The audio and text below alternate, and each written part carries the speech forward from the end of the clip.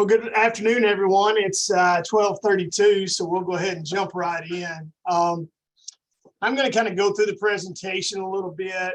Obviously, feel free. We do want this to be a conversation. We'll kind of get into the meat of the presentation a little bit later.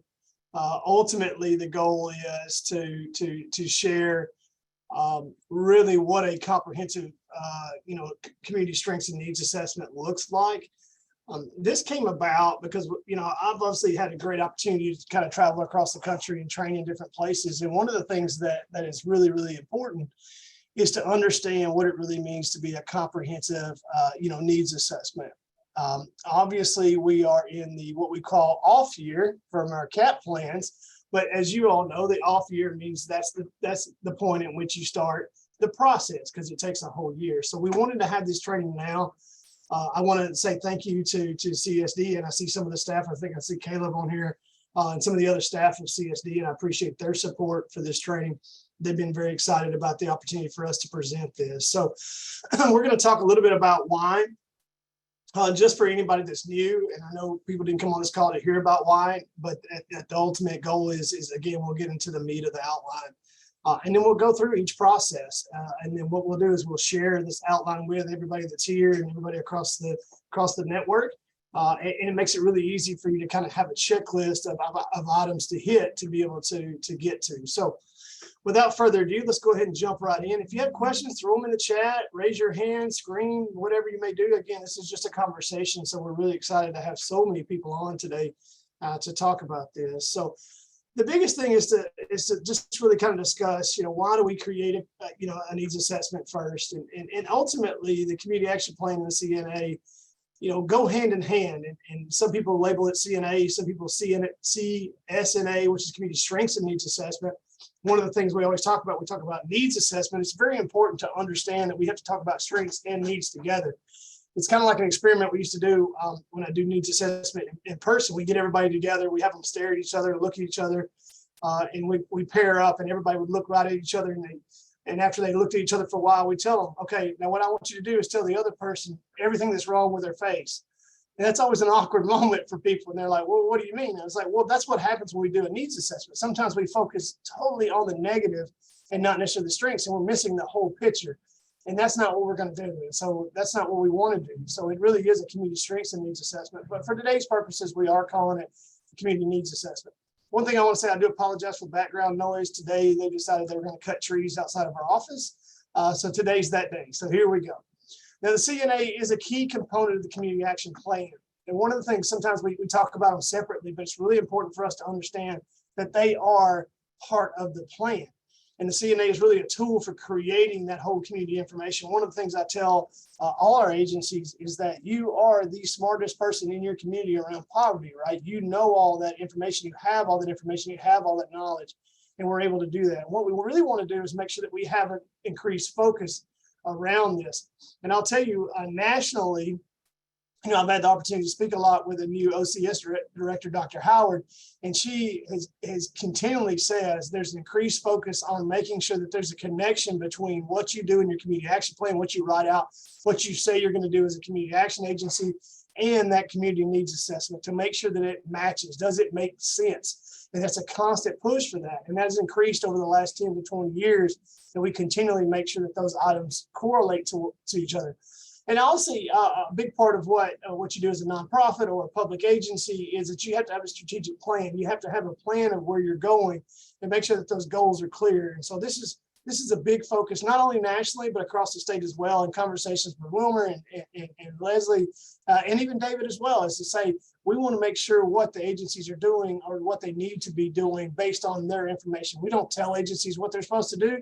They tell us what they're supposed to do, but we want to make sure that they know. And so there's an increased focus for that. So one of the biggest things is, why do we need a community needs assessment? Why do we understand? Well, first of all, easy part is it's the law. The law states that we have an assurance that a state will secure that from each eligible entity in the state, a community action plan, and that plan includes a community needs assessment. So first of all, it is the law to do a community needs assessment. So this is important. This is good information for you to have so when you talk to your board members.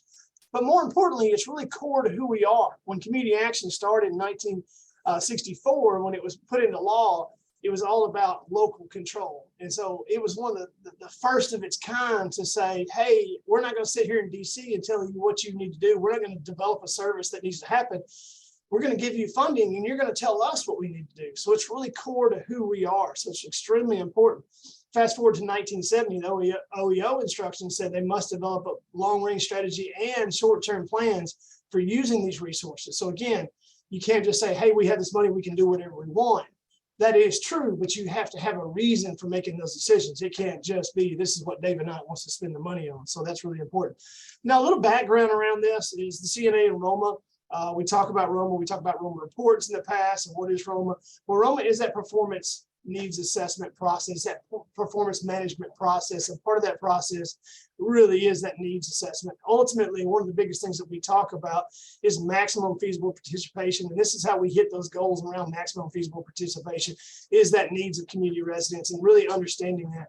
And it's really, really one of the things that IM 49 put out for us is that we ensure that we have a periodic assessment so that we constantly understand. So we don't do an assessment 20 years ago and say, this is our community and this is how we're going to operate going forward. We constantly do that. And so to understand the process, many of you have all seen this Roma model. You've seen this piece and this how the cycle works. And so the part is the evaluation and assessment. That's really what we're going to focus in on today. Ultimately, what we want to understand is that IM 49 puts out things for us to understand that we're using a ROMA, we're using a performance management system to really decide what we want to do. So the question is, so what? So what does all that mean? So we're supposed to do. Well, ultimately, if we say as a community action agency that we're going to help people and change lives, we have to be accountable to that. So we have to have the opportunity to be able to say, no, we're not just helping people changing lives in theory. We have a realistic opportunity for being able to do that. And one of the biggest things to do that for our communities is to have a really strong, comprehensive understanding of our communities. So I like dogs. Dogs are my go-to. That's where I spend all my TikTok time. So we're going to use dogs throughout the presentation. But it's important that we're comprehensive. And what is a comprehensive assessment? So the role of the comprehensive assessment is the CNA is basis for considering whether a CA's current programs and plans are effective in achieving strategic goals. The CNA should increase understanding of the scope of emerging and ongoing needs and help the board set the direction of the CA and identifies opportunity, resources, and potential new partners. One of the important things that'll come up later in the presentation is that the assessment is based on results. It's based on looking at what your programs achieve, not based on looking at the program itself, but what are the needs that we're trying to meet? So what I'm specifically stating is if we run an energy assistance program or a utility assistance program, the program is not about how much utility assistance we pay, but it's really about the needs being met is that people are able to remain in their own homes, right? They're able to not be homeless. They're able to remain independent. Those are the results that we talk about, and those are based on those needs that we have coming out of the needs of survey. The other part is beyond being comprehensive of all the idea of what we're trying to achieve, it's really analyzed and it's focused. That's the second part of what we have to do. Is a needs assessment can be a lot of data. And to be honest, we spend a lot of time in technical assistance with a lot of agencies, and a lot of folks have a lot of information. All of you probably have a ton of information, but is it analyzed? And that's what we're going to talk about today. It's not just enough to say, this is how many males in poverty, this is how many females in poverty, this is how the age of poverty, we have this many that are elderly, we have this many that are young. You have to analyze that, right? You can't just put the number out there and say, this is what it is. What does that mean? You have to be able to bring that down.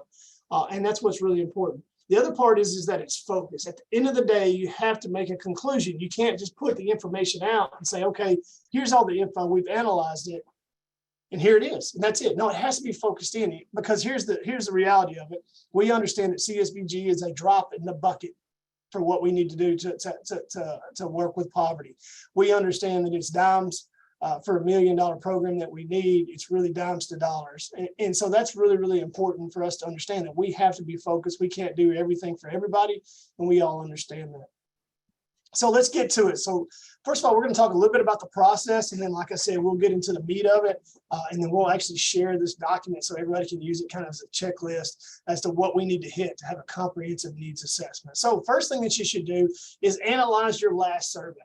This is extremely important, is look at what you did last time. There's nothing wrong with what you do. I'm just offering new ideas to expand that. But what is important is that you've done this needs assessment probably every other year for 20 or 30 years. And one of the things that we don't do good enough and we could strengthen is to be able to go back and look at that last survey when we start the new one. What did it tell us? What did we find out? What did we not find out, right? What were some key elements that came on? But understanding, did it really hit the mark? I love this picture. You can water all you want to, but if you're not hitting the plants, it doesn't really do what you need it to do. So that's the first thing, is to say, did I get the information that we were looking at? But then obviously being able to understand and say, what are the things that I didn't get? And that's very, very difficult. And this is a very difficult discussion about changing the survey, because we always get this reply is, I like my past assessments. I like what it tells us. I like what it shows us. We go out and we complete these surveys. And that's a big part of what we're going to talk about today, is a lot of times when we have conversations about, do you complete a needs assessment? People immediately start to begin to talk about their surveys and their public meetings. And that's a big part of what we do. It's not just about what the customer is or who the customer is, but it's what the customer wants. And that's a big part of understanding what we're trying to achieve. But it's only a small part. And I understand that sometimes when we do that survey, it gives us the results that we want. And that's very difficult for understanding. So what we're going to provide today, though, is a couple tools to help. Ultimately, we're going to try to understand is decide the scope in which you want to perform this assessment, right? We could essentially analyze the whole state if you wanted to, or you could analyze the whole country. Well, that's not many people's scope on this call today, right? That's not how big you need to be. You don't need to understand everything necessarily about poverty. There is a realization that your agency serves a certain needs and serves a certain population within your community. So you're trying to really decide where that scope is. We're going to have an organized outline. I'm really going to provide that today and say, this is step one, this is step two, here's step three, look at this, talk about it. We're going to have some back and forth discussions around that. And then start to understand what is the information we need to begin to gather. So let's jump right in. There's 5 steps here that really make it comprehensive. First of all, is we got to define what we're looking for. And it's to understand, it's to clearly define how we're going to do this process. Again, I'm going to provide those documents today. And we're going to go through those steps to that comprehensive needs assessment. But really, ultimately, this is really important for you to be able to define that within your agency. This is the part of the thing we're going to use. This is the part that we're going to throw away. Here's the parameters. Here's the whole assessment plan that we're going to have. And you really got to communicate that to everybody. And that brings into the second step, is you really have to sit down and have a logical plan to do this, and not just say, oh, we're going to run some surveys out and we're going to collect this information and yada, yada, yada. It's really going to plan this out. This is what we're trying to achieve. We're trying to define what those 5 things are. And so then we'll create that. We'll create that whole system, and then you'll go out and implement that. And then, of course, the last piece is always act. Now, one of the things is that I want to say before we get into the meat of this presentation is, it's really important, if you're going to have a strong needs assessment, is that you engage your decision makers. This is always very, very difficult, because many of you have been running programs, you've been running systems, and you've been running based off of a lot of information that you've had for a long time. And if you don't involve the board and you don't involve these key decision makers early on in the process, when you present the information, it's going to be very, very difficult to explain that out, because they weren't a part of understanding why you're doing this process. So this is really, really crucial. So jumping right in, now that everybody stressed out about we need to expand, we need to do more. These are some free stress balls. I thought that was a funny slide. So here we're going to jump right in. So getting started, we want to ensure access to all planet data sources. So one of the first things you want to do is make sure that you have access to all the data that you may need. That includes your census data. That includes the American Community Services survey. You want to have all that information for you to sit down and start to analyze this. So if that involves signing up for things, if you don't know how to access that stuff, this is important that you are able to reach out to us and make sure that we can help you provide that. We can run those reports for you if you need it for your county, if you need it for a certain area, but also start to research and look at different opportunities for you to be able to gather stuff around some of these areas that we're going to talk about. One of the things that we're going to introduce today that's not been introduced in the past is looking at it from a geographical standpoint. So understanding, how do we map, how do we understand where our communities of poverty are, making sure you have access to all that data and understanding what you're trying to look for. When you're collecting your data, one of the most important things is about your internal data as well.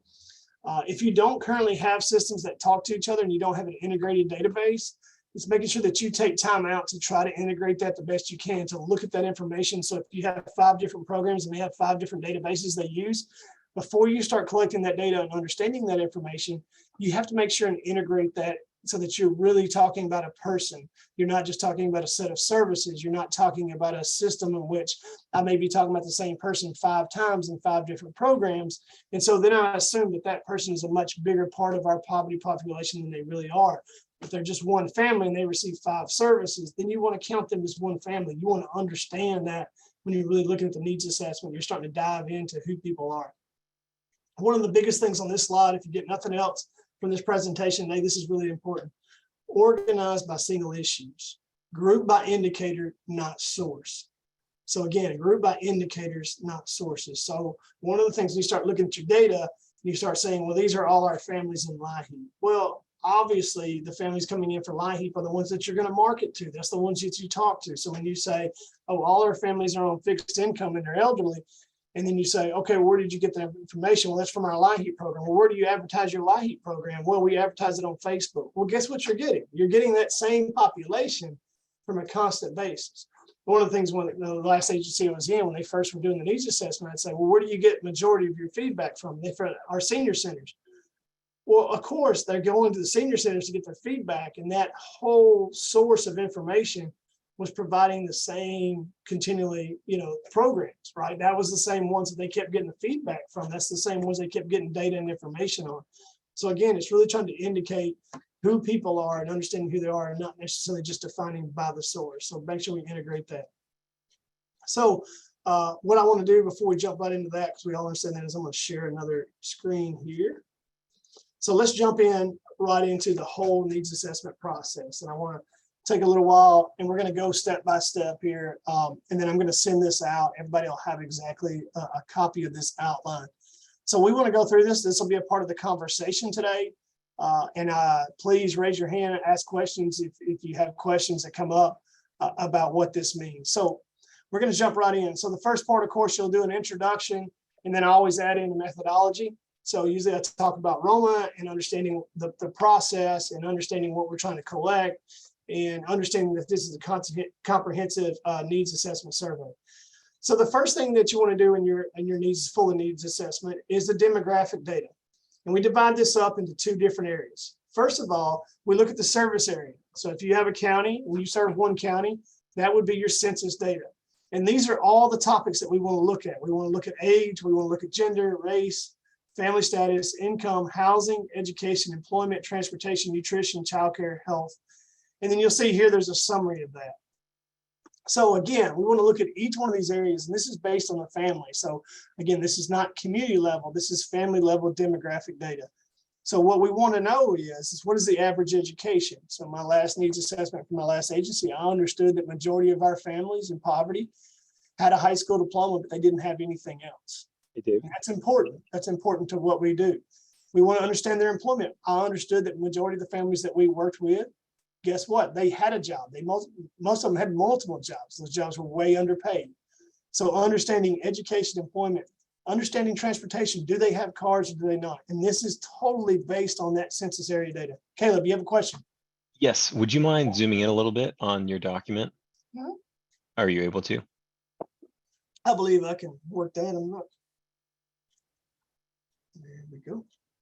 Oh, Lily's comment as well. So I figured that maybe I wasn't alone, but thank you. Yeah, you're welcome. Is that better? Everybody good? good? Yeah, it looks good to me, at least. Oh, that's too far. Oh. Next side. Okay. Thank you. Yeah, you're welcome. Good comment. Thank you. So any questions on those? So we want to look at census charge. And this is what we call our quantitative secondary. Why do we call it secondary? Because it's not our primary. This is not necessarily our clients yet. We're going to get into that in a minute. But it's important to understand who their families and who our families are in poverty. Any thoughts or questions or comments about that?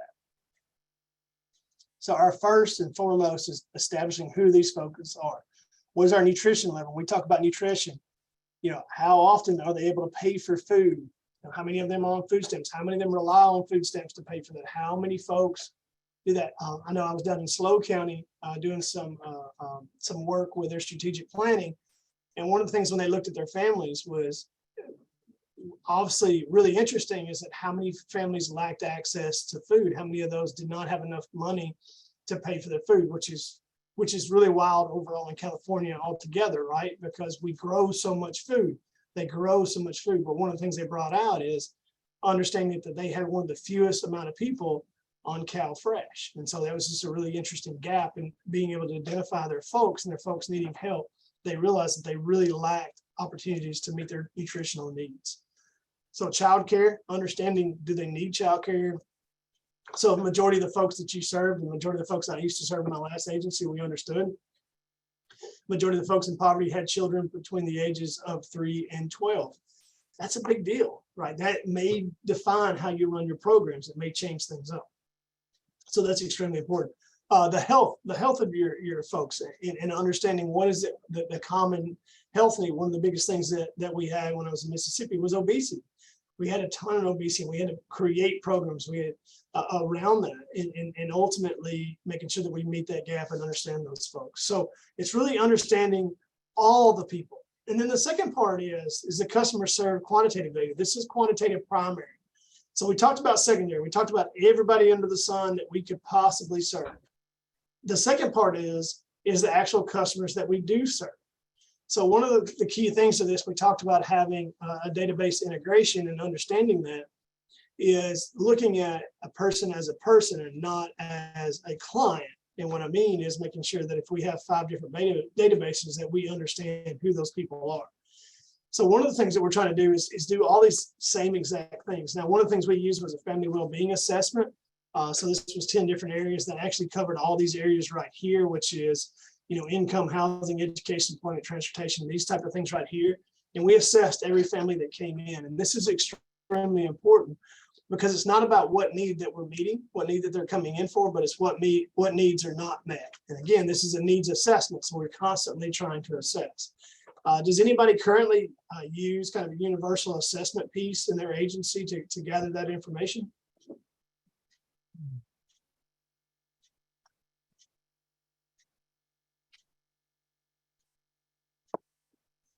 Hearing no feedback, it may not be a point yet, but that's extremely important. So when we talk about wraparound services, when we talk about the ability to achieve multiple outcomes within one service, this is really key, but this is also very key when we create our assessment. So what's really important is not just about the families that we serve, but it's understanding who we serve and then who we're not serving. And that's a big deal. That's it. We talked about earlier about a renewed focus on what we're doing is if we have 50,000 people in poverty in our county and we're serving on a routine basis 8,000, the question is who are the other 42,000 and what is the difference and can we identify? And that's what we come into this last part. Again, a lot of this today is going to be about analysis because all the data in the world means nothing if you don't analyze it and make it information. So 2 major questions is who is our largest customer base, right? Who is our large customer base? And then who is the most of our clients? But who do we serve? Not just what happened, but who do we serve, right? So if we serve a majority of older elderly individuals and they're on fixed income, who is that? Like understanding, are they on, housing? Are they on Social Security? Do they draw Medicare? Do they draw Medicaid? And then being able to really dive into that and then understanding what kind of programs and services are needed for those families that we continue to serve, but also understanding what families we do not currently serve based on that data that's out there. Any questions on that? This is the first part of that needs assessment. You really want to establish this in. You want to be able to really understand who people are. Any questions on that? So the beautiful thing about this is there is a system that we pay into with a national partnership that allow you to get all this data really, really quickly in a very nice, concise format. What we're actually pushing towards is that you take that data and you begin to analyze it, you begin to understand. And then it's really important in your needs assessment when you put that piece out that you explain that you have that analyst a section to be able to analyze and really dive into understanding what the information is telling you. So moving on, that was the demographic. Now we want to talk about the geographic data. So the first part is the community's data and just really pulling that information. So what information do we need? The first thing is poverty population by census tract and maps. So mapping your population, why is this important? Well, it may determine where you put your office at. It may determine how you attack poverty in your county if it's very, very specific. At one time, we had enough information, and so one of the things that we collected for all our clients that we served was their address. Well, we could put all those addresses into a mapping software and literally could understand where we got majority of those clients. Well, it didn't matter what program you're serving, whether it's LIHEAP or Head Start or a food bank. Well, obviously, you're going to locate those things where it's easier for your families to get to. And this was really important. But also what it allowed us to do is establish a program called One Block Away.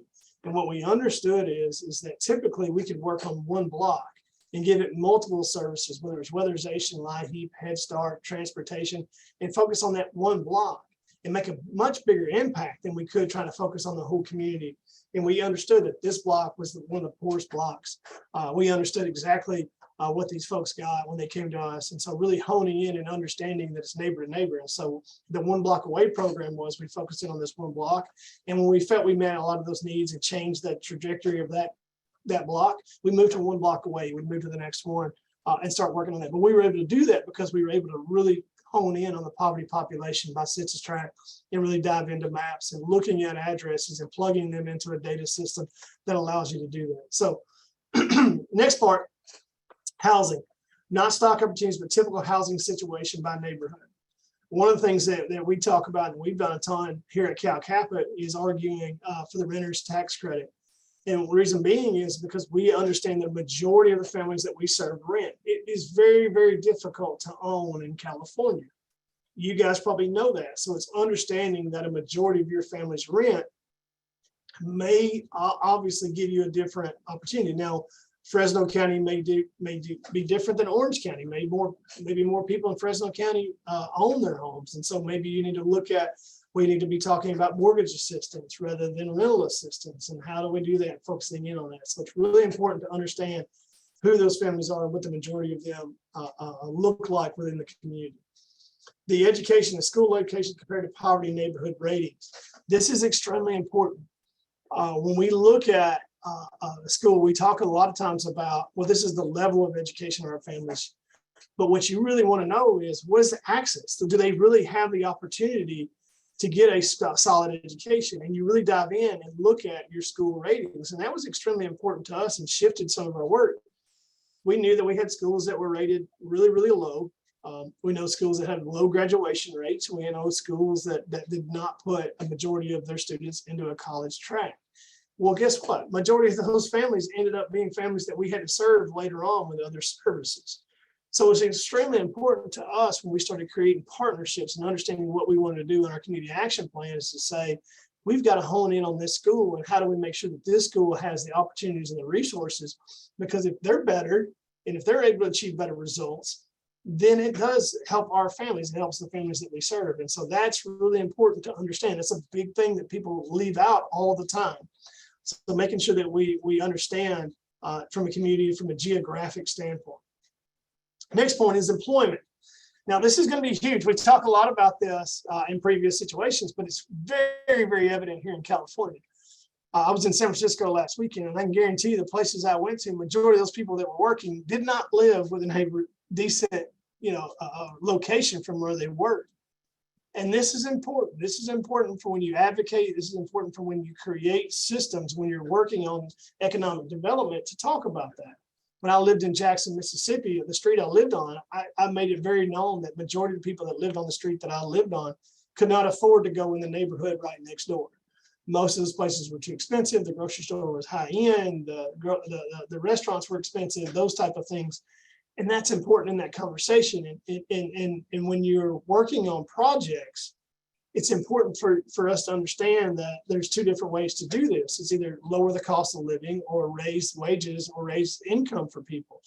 And so those arguments had to come into, because it all had to be about how close, what is the length for people to go to the grocery store? What is the access for them to go to their job? And that's extremely important. When I took this job here in Sacramento, I make a joke about it all the time. I said, well, I want to be able to bike to work. I want to have that privilege. And it's really important to me to be in the community and work and live and be a part of the community that you're in. And that's why it's important to understand this, because it really creates a sense of community, and people of low income should have that as well. We also talk about the community in general geographically. One of the biggest advocacy pieces that we have is around how we create transportation and how we create different opportunities in low income communities than we create in higher end communities. And so it's making sure that we're able to do that from a CSBG standpoint as well. Next piece is childcare. So it's one thing to have childcare, but it's another thing to have to drive across town to achieve that level of childcare. And also being able to measure and understand geographically, what is that childcare opportunity? What really happens? And we're going to talk a little bit later about partnerships as well and diving into those and understanding what that means. Next part is health. What is access to a hospital? Some of you are in very rural areas, and this really is a quality of life issue. There's a difference between, having a heart attack and having a hospital within 10 minutes versus having a heart attack and having a hospital within 2 hours. So understanding what is the health access, geographically, can people get there? So it's not, just to say, well, there's only 4 miles down the road. Well, that may be okay, but does everybody has the transportation to get there? One of the things we gripe about here in Sacramento is it's really a shame that we can't get to the airport via public transit, via the train. The train runs everywhere, but it doesn't run towards the airport. And part of that is because it doesn't necessarily want to run through some of the lower income communities. You can get all the way to Folsom on the train, but you can't get to the airport on the train. That's important. Geographically, that's a conversation we need to have, and that affects the families that we serve, and that's really important. It affects me because I got to pay for parking every time I fly out to see you guys. So ultimately, what is the analysis? What are we trying to get to? Well, first of all, where are the customers located, right? That's important into what you do, and that needs to be a part of your needs assessment. So again, going back up, we talked about all the demographic data. Now we're jumping into the geographic data. So where are the customers located? Where are communities of poverty? Right? Because you can make a huge impact working into these specific communities. The whole idea that I'm going to have an analysis of the whole county, and this is great, and I'm going to put all this data out. So what? We all know there's communities, right? We all understand that there's different pockets of how that works. So let's put that on the assessment. Let's show that we understand that. Is there a glowing gap of opportunity located somewhere? So this was always huge in all the programs that we developed. It made absolutely no sense to have certain service areas and have certain things in certain areas that were so far away from where we really need to be, where people are really accessing those services. And then compare that to the state and the US. So always being comparison, because one of the things that we do is, there's 10% poverty in this community. Well, that might sound bad, but if it's compared to 12% from your county totally, then it's not really bad. So make sure that you're always analyzing and comparing that to the state as a whole, because again, the idea that we're going to end poverty is kind of funny. I mean, that never really going to happen in the system that we run. Our economic system requires that there's poverty for it to work. So what access to services needs are missing statewide and not just our service areas. So the key about geographically is being able to expand that as well, is to understand that, well, this is an issue. So when we talk about cost of housing, well, that's an issue, but that's a statewide issue. And so you as an agency, you can't just say, well, we only focus on what happens within our community. That's not true, because what happens in the statewide, what happens nationally becomes really, really important to the families that you serve. And so when you're looking at it geographically, you want to understand what that relation and what that correlation is. Any questions on the geographic data? This is maybe some new information that you've not seen yet. Any thoughts, comments?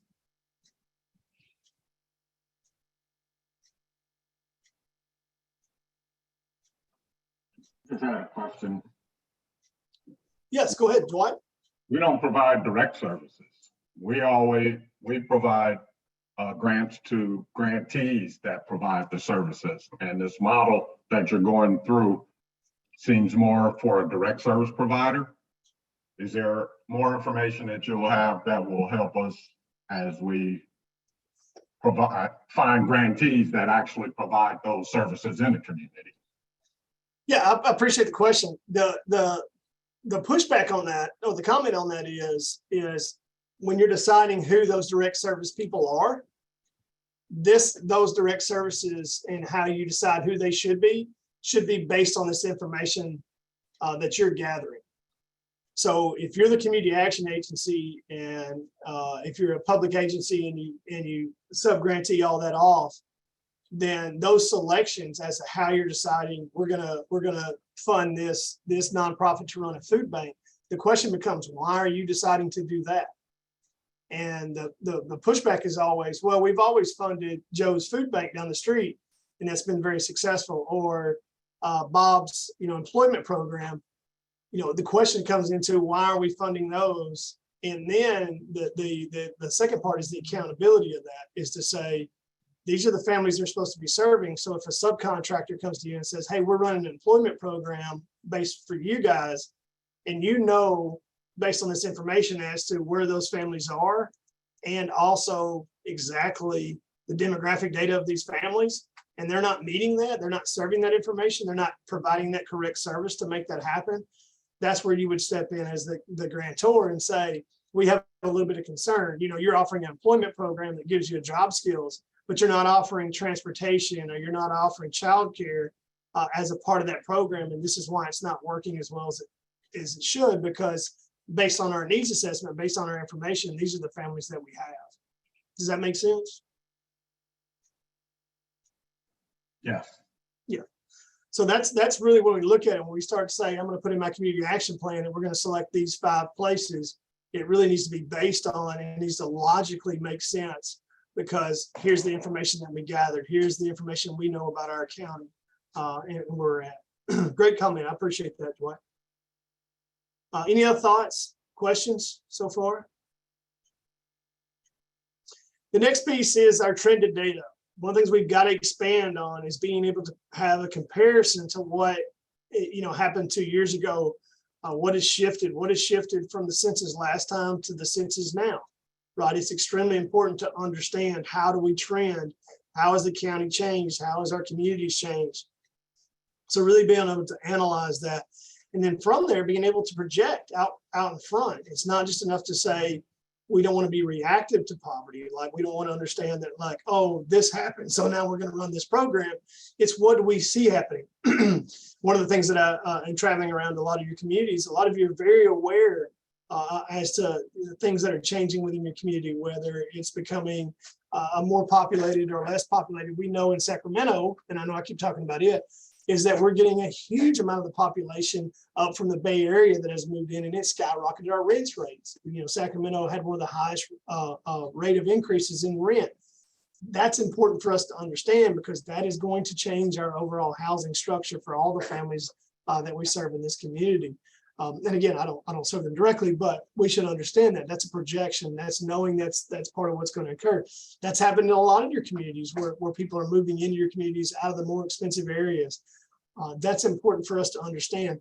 But also other trends, like, are we losing an educated population? Do we have a population of people in poverty that had a little bit more education, and we're losing those folks? Or are we getting more education? Are we seeing more folks get a college degree? Are we seeing more folks get a trade that they can use? What are those trends that we're starting to see? Also, where's the trends in the community? Where are people moving? Where is that population going? Where does the homeless population, reside? And as that shifts throughout the community, it's understanding that trended data. So the second part, after we've collected all this demographic and geographic data, we're going to move into one of the things that we're going to spend a short time on this, because you guys do this quite a bit already, which is community opinion research information. So a lot of the things that we talk about is understanding these surveys. And you guys do a ton of this already. Again, we've talked about this a couple of different times. You guys are pretty good at this, and understanding that we're surveying the population and we understand the content. One of the things I want to bring up about that is making sure that we pay attention to the language of those surveys, and that when you test run some of those. And I would always encourage that you share those among each other from different agencies, and understanding that we don't want to make sure that we're leading with these conversations, that we're leading in a certain way. And we'll definitely provide some examples of that if it would help as well. We want to make sure that it's readable. Ultimately, understanding the client's level, being able to comprehend. So don't be complex. One of the things I always challenge in most of the agencies that I've consulted with is to go in and remove any words that are institutional words. A lot of times we love acronyms. We love certain words that make sense to us because we've been doing this a long time. But if you're a customer of ours, you may not understand what that word means. So make sure that you write the language and use the language that is comprehensive to your customer base, and understanding what those words may mean for you versus what they actually may mean for the client. So we want to make sure that we understand those. Understanding what really we're trying to do, which is identify the problem. So a lot of times it's about making sure that we don't just keep an open question about understanding very specifically as to, what is the issue? Well, people will reply a lot of times, well, I don't have enough income. What we're trying to do is dig down into understanding why they believe they don't have enough income, where if they think they lack education, they lack transportation, they lack childcare. So we want to make sure and give that opportunity to have a ton of that. Again, we're not going to spend a ton of time on this. We do want it to be quantitative and qualitative. That's a key, to meeting our standards. So of course we have the public surveys, which again can be qualitative when people answer and you give people opportunity to answer in more of a open setting. But ultimately, it really is a quantitative data because you are looking at the numbers of how many times people say that housing is important or how many times they understand that. One of the things I want to say on the survey, really make sure that you direct your questions around trying to understand if it's a community or family level need. And what I mean by that is people will say, well, we lack housing. Well, do they believe that they lack housing because there's a lack of, affordable housing in the community, or do they lack housing because they don't have the financial means to that?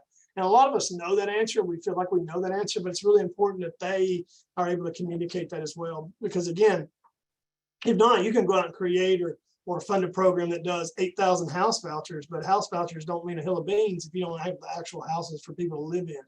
So that's the difference in really being able to identify that. You can give out all the food vouchers or all the Cal Fresh. You can go out and say, well, we're going to become a partner and refer to Cal Fresh. Well, that's great. You can sign everybody up and their mother for Cal Fresh, but if there's no grocery store for them to access, it doesn't really do any good. And so that's making sure that you have that full question to say, is it a lack of nutrition that's important, or a lack of access to food important to you? And is that because the food is not there, or because you don't have the means to buy the food, but the food is there? So it's really important that you have those. The other part is really having some focus groups. And one I want to say is some key informant interviews. These were always extremely invaluable. So I always did a separate survey between what I asked my customers and then what I asked our partners. And what was really interesting, one of the first years we really separated that out, we found out that a majority of our customers said, there's a lack of income, there's a lack of opportunity, they didn't have a living wage, and most of them had jobs. Like I said, we identified that, and most of them said, the jobs that they had just didn't pay enough. Well, it's funny because when we went and interviewed our key informants, our partners, the majority of them said that they thought that people just mismanaged their money. And this was really powerful for us as we began to advocate and work and change the perception and the way we worked with our partners, because a lot of them had this inherent belief that people had enough money, that they were receiving enough, they just weren't managing their money correctly. And then when we were able to show this evidence and see that gap, it gave us a really good agency level goal to work on. And we put that on our plan and said, one of our biggest programs that we're going to work on this year is making sure that our partners understand what the income level really is of our families. And that was really, really powerful for us and really helped us change the community in which I was working in. So again, the important part here is make sure that we analyze what do our population say versus our partners say is a top need. So that's, again, just what the story I just showed. What services are people receiving when they provide research, any correlation. So this is always extremely important. One of the questions we always ask at the beginning of the survey is what service did you come here for today? And so they can narrow it down, because a lot of times when people are coming in for energy assistance or they're coming in for the senior center, you can really start to understand that that's why some of the surveys and some of the questions go the way they do, because that's what they're presenting for. That's what they're thinking about. What was really interesting during COVID, early on in the period when we were running this process, and some of you may have the same experience, but a lot of people really started to rank health and health access is a lot higher, whereas possibly in the past it had always been housing, childcare, and lack of income. So it was really wild, because that was what was on people's mind. That's what people were thinking about. That's what people were scared about, especially our folks in low income that we worked with. Did they have that access to healthcare that they may need during the pandemic? So it was really interesting to see how that trended and started to change. One of the biggest questions on here, though, is what gap exists in ensuring maximal feasible participation and input. So it's always, always not about the people that you serve and the people that you can get, but who are you not getting? Who is not responding? What are those gaps? Again, one of the biggest three words that we have in community action is that maximum feasible participation. So you always have to be asking yourselves, here are the people that fill out the survey, right? Here's all these single moms that came in for our Head Start program and they all fill out the survey. But we looked at our demographic data and we understand that there's also a large population of X, Y, and Z out there that we're not getting the response. And why is that? And how do we do that? And what made the response be different, and being able to challenge and analyze ourselves and really dig deep into not only what people are saying, but what are they not saying, and understanding where we have challenges in that system. So that's all on that part. Any questions on the community opinion research information, where that fits in? So now we've identified who people are, where they live, what their community looks like, and then what do they value. So we've hit those three areas. So then the next part, we really start to analyze and look in our assessment is internally about what we do. So the big part here is we're going to talk about systems and outcome data. So this really digs into having a system in which you can track all the programs and all the services that you offer. So one of the biggest things is total number of families and total number of individuals. So it was important when I was in Hinds County, Mississippi, we had 25,000 households in poverty. We served 8,000 of those. So we knew exactly how many households that we served, in which we knew that it was about 22,000 individuals of the 70,000 individuals that were in poverty. So that was really important for us to be able to understand. And then we wanted to be able to analyze what we gave majority of those families, right? So majority of them received early childhood education, child care opportunities, or they received energy assistance, housing assistance, and understanding what that is. But then taking it to the next step is to say, okay, on the majority of people coming in our office, this is what they come for. And I always tell this story. It's really funny when I do this training.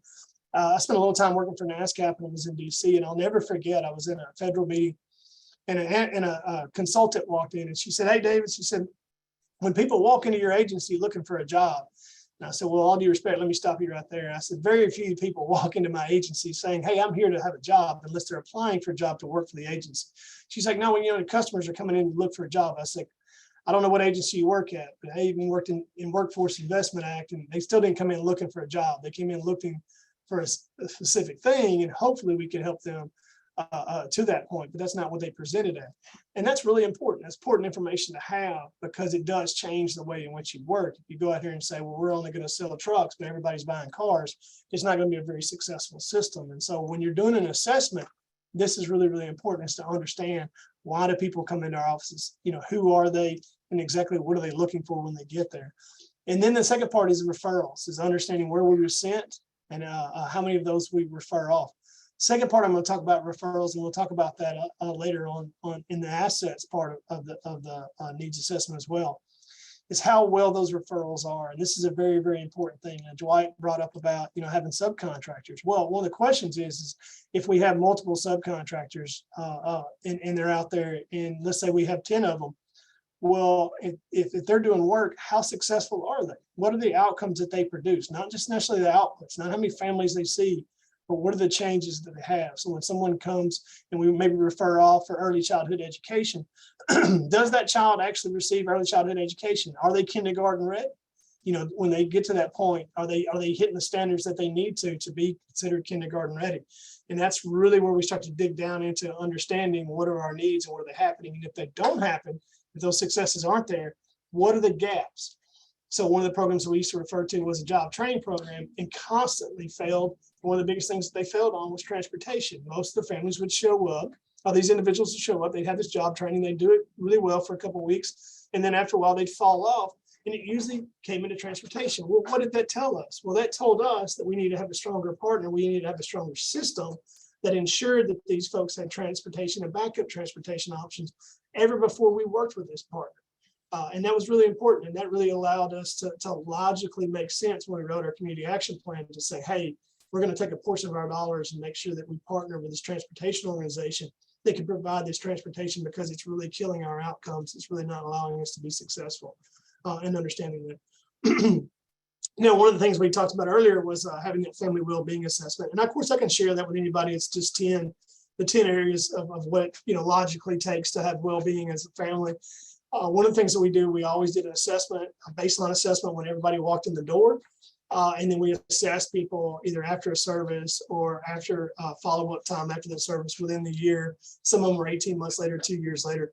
And then we would compare that data. So what changed? What were the differences between when they walked in the door and when they left? Because again, for us, it wasn't just about the successes and what really happened, but it was like understanding where the gaps were. And again, that's when I was talking about the jobs program. That's how we figured out that was the biggest issue. People would come in and they would claim to have their transportation needs met. But then after a while, we'd realize when you put the pressure on it, the transportation has to be consistent 5 days a week. It wasn't really being met. And we were able to tell that by having that assessment and understanding that where is the true gap. It's not the gap that they didn't have a job training program. It was the gap that they didn't have transportation. And that's just being able to measure our systems. Also, the important part is again, who are we not serving? Who are we missing? We already have all the demographic and the geographic data. We understand that these communities of poverty are here and who they are. And if we understand that a majority of our people in poverty are single moms with a high school diploma, but a majority of the folks that we're seeing are not, then we have to start looking at how do we change that, because this is a bulk of our population. This is a bulk of our poverty population that we said by law that we would try to meet. Other part is what gaps do we not meet and what systems have challenges. So one of the important part that we have to be able to analyze in this needs assessment is what a collection of services really do create an outcome.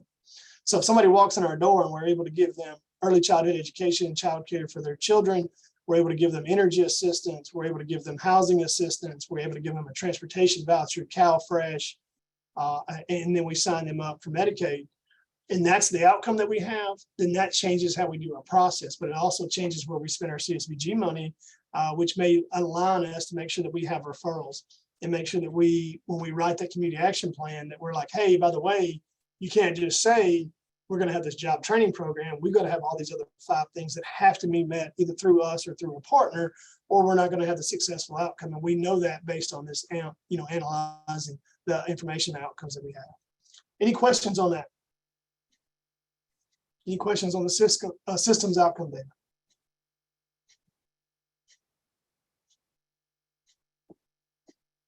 Okay. Next part is the community assets. We can't do all this alone. We're not by ourselves. It takes the village to do all this. And so we're going to look at it a couple of different places. First of all, is community opportunities data. And again, this goes back to not saying we have a grocery store, but do you have a grocery store that has nutritious foods? What are the costs for that? What is the access to that nutritious food? And what realistically is the ability to access that? When I worked in Pine Bluff, Arkansas, as an ED, we had a neighborhood that you could walk to 4 liquor stores before you could get to a grocery store, and none of the sidewalks were really feasible. So most people had to walk and take their children down the street, which is very, very unsafe. So for us, it became a very huge project and part of our community action plan to help build sidewalks in a certain neighborhood. That was impactful. That was extremely impactful. That's a lot different than saying we're going to sign everybody up on CalFresh, or the SNAP benefits. That would have been great, but still they had the issue of trying to get to the grocery store. And so that's important. And so that logically made sense based on our information to understand what we're trying to get to. Of course, I put it first on here is housing stock, and a lot of you understand that, but I think it's extremely important. And there's nothing wrong with shying away or not shying away from the biggest issue. I think it's important that we put it on our needs assessment. So when you're writing a community action plan, the cost of housing is high in your area, which I assume is for most. We need to state it. We don't need to shy away and say, well, we understand that it's a California problem, we're going to ignore it. We're not going to put it on our survey. No, it's still the biggest issue. If it's the biggest issue, it needs to be on there. And it needs to be discussed about how your community action plan, how your community action is trying to overcome that and meet that goal. Education, again, we talked about that, making sure school location, safety ratings, all those type of things are extremely important when you look at it and access that.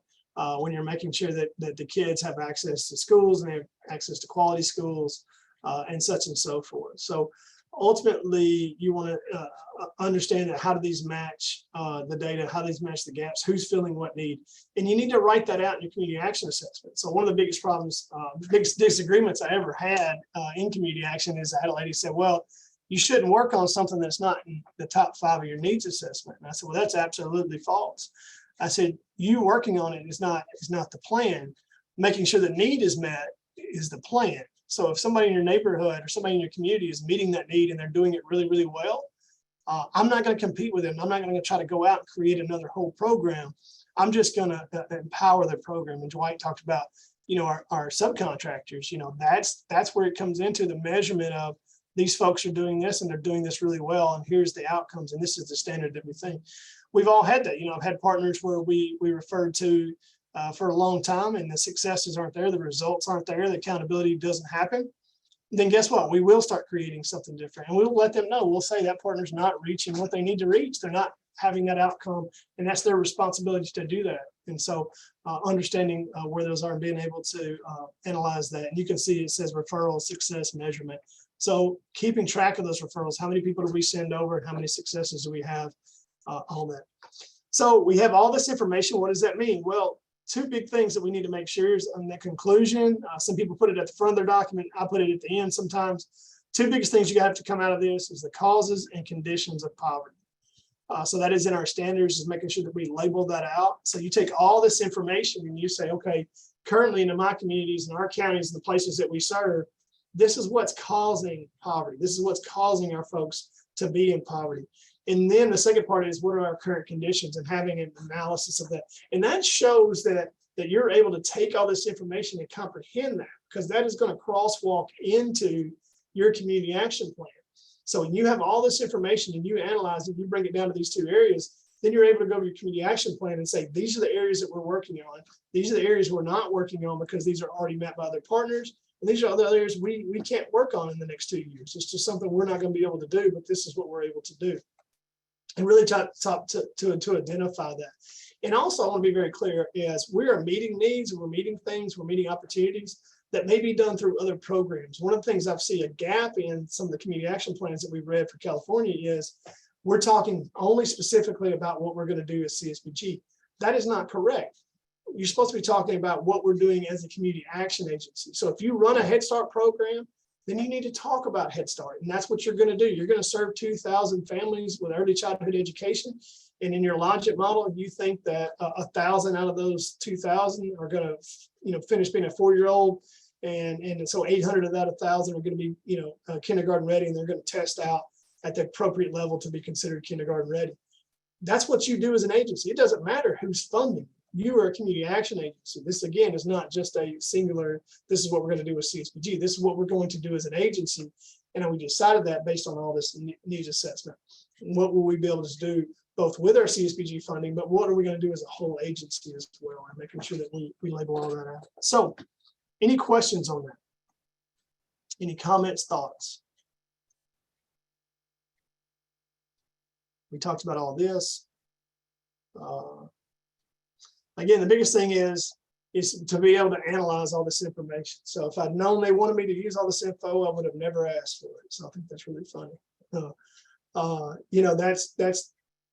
That's what we want to be able to do. We want to see that that information and make sure that it matches when we look at a community action plan. It's based on it and logically tells us that you as an agency, we understand what we're trying to do and what we're able to meet, what we're not able to meet. And again, I'll always defend everybody when they say, well, you have to meet your top 5 needs. That's not true. You have to have a reason why you may not be meeting that, but you don't necessarily have to do that. You have to have a logical explanation as to how you get to that point. So one of the things is, again, making sure that we have an excellent ability to interpret and organize and frame that data. And ultimately, the CNA does paint the picture overall. These are the 4 things that you want to be able to identify, which is the needs, the trends, the resources, and the opportunities. And so let's wrap up. Curtis, you have a question or a comment? Actually, several. So if I can remember them all, because I didn't write them down, but going to the last statement. So when we do our our CAP plan and responding to the template that CSD drives on out. I mean, the way they have that template set up is they're looking for us to be able to respond to how we're going to spend out our CSBG dollars. They're not asking how are we planning to spend out all of our totally raised dollars to address all the needs itself. So that's one thing. So one of the things they did a couple of years ago, and then they backtracked from it last time. They asked us to actually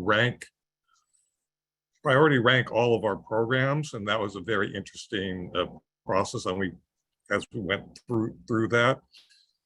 Okay, so then the other part is, so in your overall presentation, which I thought was excellent, but some of the examples you were talking about when you were showing how you yourself was serving probably 1/3 of those in poverty. But in a county like Orange County, which does have poverty, and we're really only able to serve a very small number of those in poverty itself. So for us, as part of our overall community needs system, one of the things that we have found really important is to get on out there, take using SurveyMonkey and design a survey and get feedback, not really at all income levels, but at the same time looking at the lower income levels, and to make sure we're just not surveying our own clients. Because a lot of your analysis was talk about the analysis of one's own programs and how one's doing, but you got to take a step back and see what ones can do. And you did mention that based on the other question, because you need to assess, because hey, you need to respond to the times. And the other part is when you had something like COVID, when you start looking at the published data, it's not going to pick up the COVID impacts, and it really forces you to be out doing that survey work. Yeah, so a lot to unravel. First of all, you're exactly right. I mean, we will not know the impacts of COVID and the pandemic for a couple of years. We'll start to see that in the data, it starts to roll out afterwards. You're exactly right. So we can only hope to get as much as we can. And yeah, I mean, first of all, yeah, I laugh because Orange County does have poverty, you know, and just like every other county, it's there. Couple of things. First of all, and you guys do a really good job of this. I always explain that the needs assessment is more than just for the CAP plan, right? We always publish the needs assessment as a separate document, put it on our website. Always like this is the information for anybody to use if they want a grant write, if they want to look, you know, like our goal was to put that info out there and have it. One of the things that Curtis, you guys do a really good job is fundraising. And that's because you're able to go in and say, there's X amount of people in poverty. We're only reaching this much. You know why we're only reaching that much? Because we only have this amount of money. I mean, that's the reality, right? There's just not enough money to serve everybody and to the extent that they need to. If we really wanted to see quote unquote poverty end, we would put, you know, quadruple, 10 times the amount of money that we put into these programs to really happen. That's not what we say. We say we want to help poverty on a budget. That's what we're trying to do. And so I think it's important. I think one of the things that will come up, and there is a team that's going to work on the CAP plan and the planning of that. And we'll be a part of that at Cal Kappa. And one of the things that we'll bring up is to say, the CAP plan needs to be a agency-wide plan. It's not a CSBG plan. It is a CAP plan. It is a plan for the agency. So if Curtis comes in and writes this plan and says, hey, early childhood education is important. It's a big part. Let's say that you analyze your families and a majority of those are single moms with children under 5 and early education becomes important. Well, you're not going to use CSBG money and go out and start an early education program, but you're going to make sure you either have a referral service or you're going to have Head Start and you're going to track that and it's going to become important. And there may not be any CSBG dollars towards that. But to me, the majority of agencies I've ever been in, CSBG pays a portion of administrative salaries. So if that's the case, then CSBG ponies up it touches all these issues. And it's important that we label that out. Now, the second part of that is we've also advocated for, and that information hasn't come out yet, but it should, that agencies, when they report on their annual report, should be reporting everything that the agency does, regardless if they get CSBG money for that county or not. It's a full report, because your ability to meet those needs and your ability to meet those gaps or ever how you do that, whether it's transportation funding, whether it's workforce funding, whether it's Head Start, whether it's energy assistance, all of that is important. And so I think we're able to kind of change that behavior to say, look, we're not using CSBG dollars directly for that, but indirectly our agency is meeting that from a different means. So we identify that as a need. We've moved on. This is what we're going to use CSBG for. Because, and I'll be honest, I mean, when I was in Arkansas, I didn't hardly use any CSBG dollars for any direct service. It was all administrative money, but we were able to be very impactful because we had all these other programs. So, you know, we definitely claimed all these things happen, because we're gonna report that out on our annual report anyway. So thanks for the comments and thoughts. Carla, see your hand up. Good to see you, Carla. Hi, nice to see you. Are you able to hear me? Yes, ma'am. How you doing? I may have missed it. I was interrupted a few times. I'm trying to pay attention, and I'm wondering if we talked about assets. I remember when you and I met, we wanted to really brand the community assets and needs assessment. I want to talk about the assets in my community so that I can start highlighting some of the great, okay, yes, you did then. All right, then I will follow that. And then my second question would be, could you send in your follow-up some highlights of some organizations that may be doing it, you know, great, and that we could probably connect with or just get ideas from? Yeah, absolutely. And Lawrence and I just talked about this morning briefly about pulling down some of the old surveys that we had and what that information looks like, and providing that with everybody to kind of give you a more robust full copy. This outline will definitely be sent out to everybody. It's to me, if you went through as a checklist and said, okay, I need to put this information under this heading, and we'll put this information on this heading, and then I'm going to take this section and analyze it. It can really help you, you know, follow along to say, essentially, we're filling in each one of these blocks, and this gives us the information we need to do. So we're definitely going to make sure that everybody gets a copy of this survey as well. I mean, this outline as well. So I see a couple of questions in chat. I think I missed that earlier. I apologize.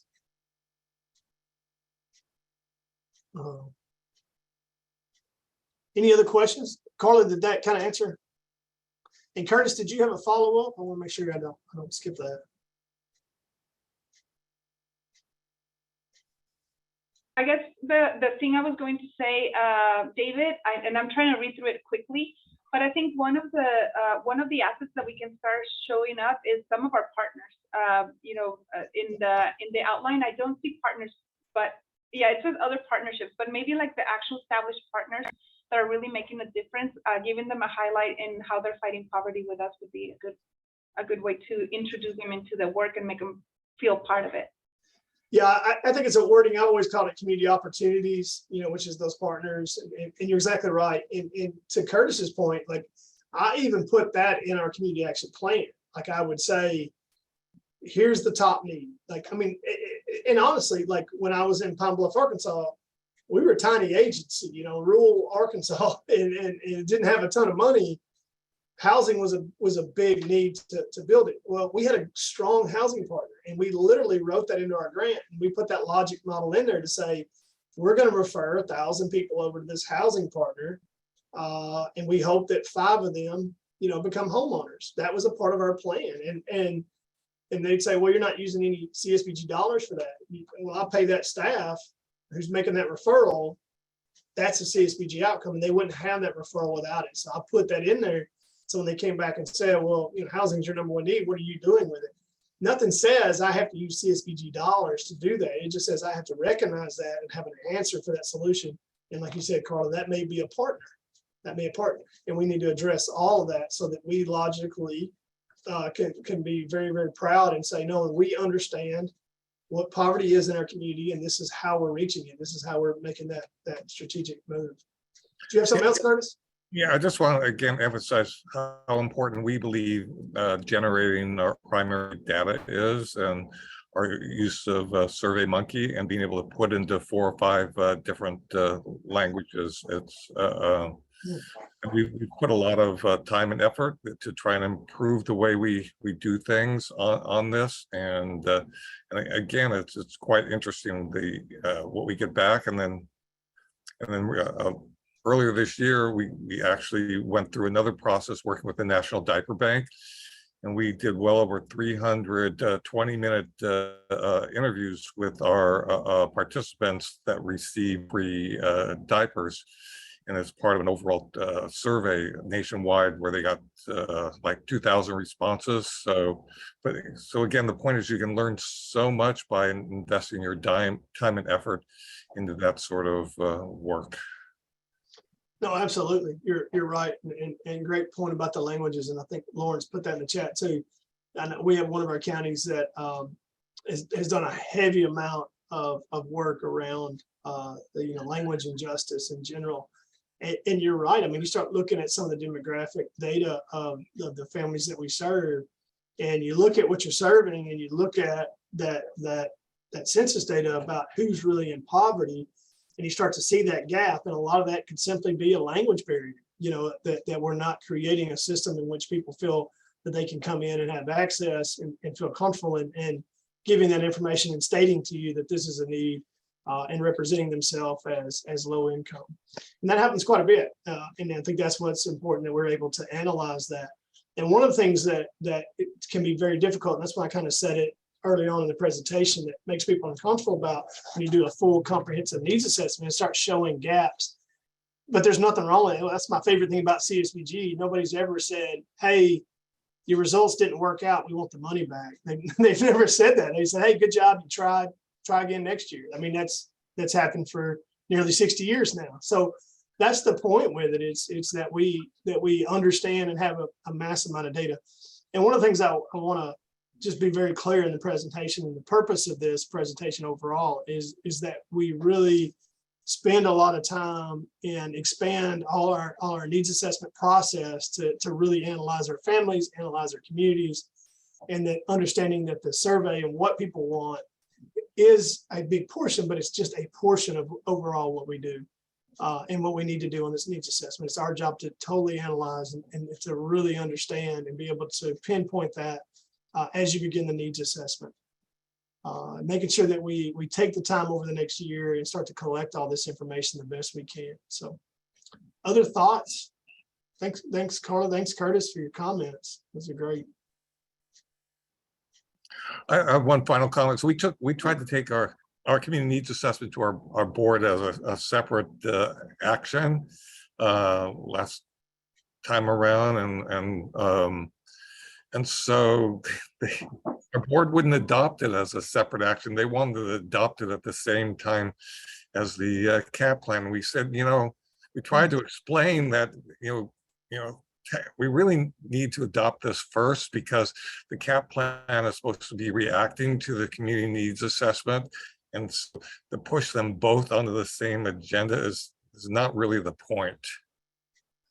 No, and one of the things I've had that happen before, it's something very similar, not adopting it, is we have had a planning committee at my last place, and that helped because it allowed them to come in and be a part of that and then help present that to be a part of it. Because that's interesting, Curtis. I mean, I totally agree with you. Like, ultimately, it's we have to state out, these are all the needs, and here's the assessment of our community. Here's all the information. You think they would ratify that or accept that proposal? I mean, here's what it is. And, it not just doesn't serve CSBG. And my agency's always had Head Start. We had multiple other programs that required that same assessment. So that's interesting.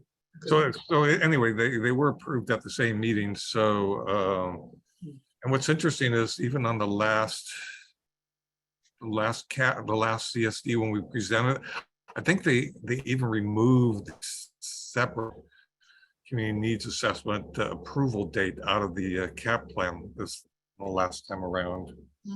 Anyway. Any other questions, thoughts, input?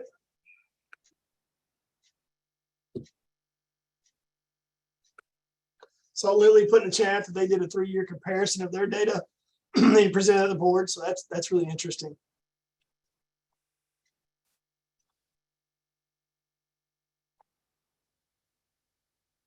Any other questions? Well, thanks to everybody for attending today. I hope this was beneficial. If I can help or we can help in any way as you guys begin this process, please let us know. This is the backbone to who we are. This is community action. And we hope that, this is our opportunity to be able to, to become stronger as a network across the whole state. And if we can be of assistance, please reach out. So thank you to everyone. Have a wonderful rest of your day.